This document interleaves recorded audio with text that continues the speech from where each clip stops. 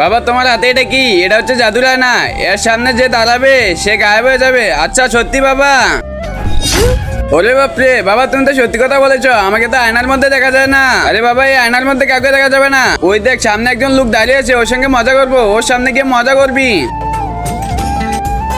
আরে বাবা এখানে তো কেউ নেই। আরে বন্ধু তুই কি দেখছিস? আরে বাবা এই আওয়াজটা কোথা থেকে আসতেছে?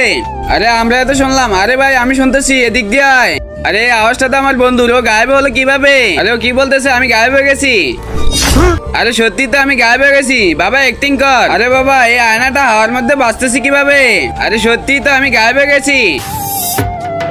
আরে আমাদেরকে কে মারলো? আরে আজকে তো আমি অন্ধ হয়ে গেছি, আজকে সবার সঙ্গে মজা করব। আরে স্যার তো এদিকে আসতেছে, আজকে স্যারের সঙ্গে মজা করব। আরে এর আবার কি হলো?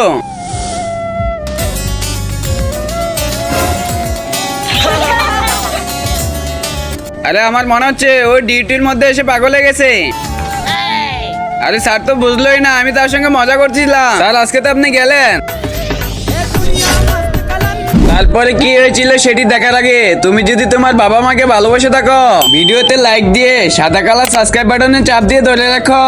আর যদি তুমি লাইক সাবস্ক্রাইব নাই করো, আমি ভেবে নেবো তুমি তোমার বাবা মাকে ভালোই বাসো না। আর কমেন্ট বক্সে বলে যাও আই লাভ ইউ বাবা মা।